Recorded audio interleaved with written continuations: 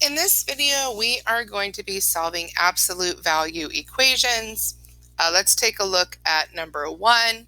I want to bring your attention to this idea that if the absolute value of x is equal to c, then x can either be positive c or it can be negative c. Think about it like this. If I have a value of x is equal to 3, then it is possible that x could be regular 3, right, positive 3, or x could also be negative 3, because when you take the absolute value of negative 3, you get 3. So when you have an absolute value equation, you have to create two different equations. The first equation is just normal in terms of it's just dropping the absolute value symbols. But you also have to consider that 6x plus 4 could also equal a negative 8. Because if this guy right here equaled a negative 8, and I take the absolute value of that, it still gives me positive 8. So we have to consider both equations. So now we are just going to go ahead and solve. I'm going to subtract 4 to both sides. I get 6x is equal to 4. Divide by 6, I get 4, 6. Please, please, please, it should go without saying that at this level I need you to reduce. So please reduce to 2/3. Do not leave it as 4/6. It worries me. It makes me think that you don't know how to reduce that. So we're going to do the same thing over to this side. Again, we're going to subtract 4. But this time when I subtract 4, I actually get negative 12. When I divide by 6, I get negative 2. So I end up getting two different values for x. But when I go and plug it back in, that should give me either 8 or negative 8. I always recommend that you check your work. Okay. So now let's take a look at what number 2 is saying. Number 2 is saying the absolute value of 3x plus 4 is going to equal negative 9. And if you're paying attention, there's no way that if I were to take an absolute value of a number, that it is going to equal a negative. So right away, I should look and notice that this is no solution.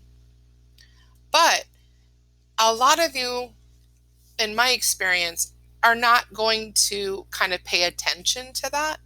And so you guys are going to end up creating two equations. So let's just take a look and see what happens when we create two equations. So we've got 3x plus 4 is equal to negative 9. And some of you are going to go 3x plus 4 is equal to positive 9, right? So what you're going to end up here is 3x, we're going to subtract 4. And we get negative 13, and therefore x is equal to negative 13/3. Over here, we're going to subtract 4. We get 5, and x is equal to 5/3. There's no way that you would know that you have done a mistake unless you check your work. So you need to make sure that you check your work and see if that works here. So let's go ahead and do that.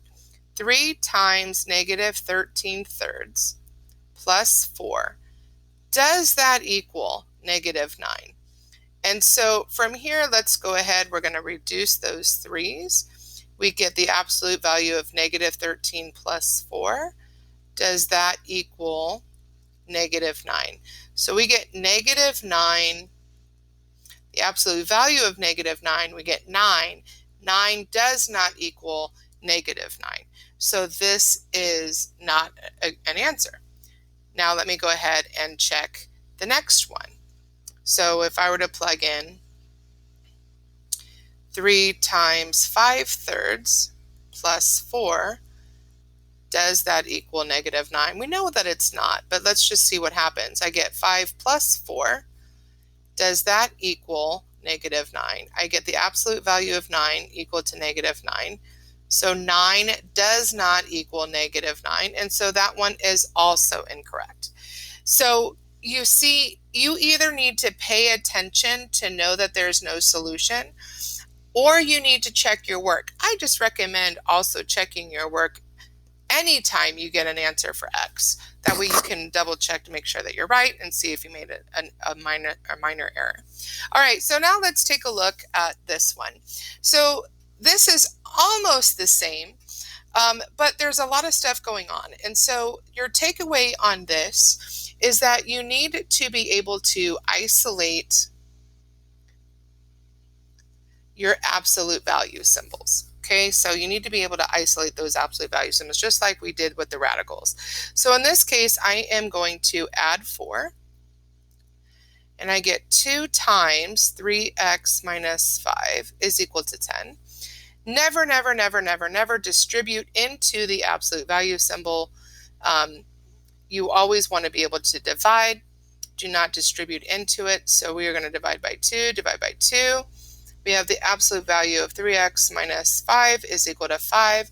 Now that we've isolated it, create 2 equations.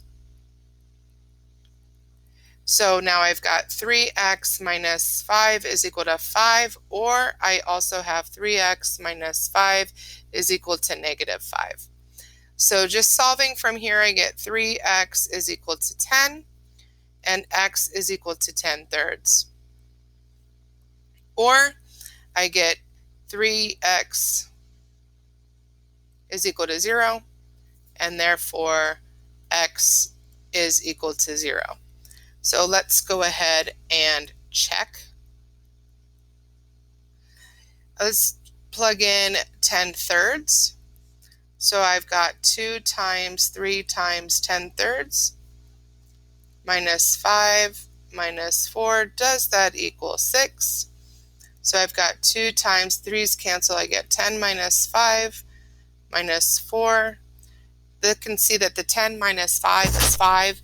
Absolute value of 5 is 5 times 2 is 10.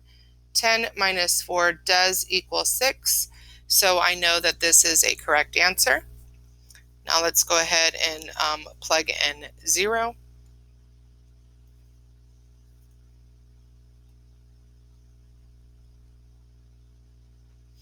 So 3 times 0 is going to be 0. 0 minus 5 is -5.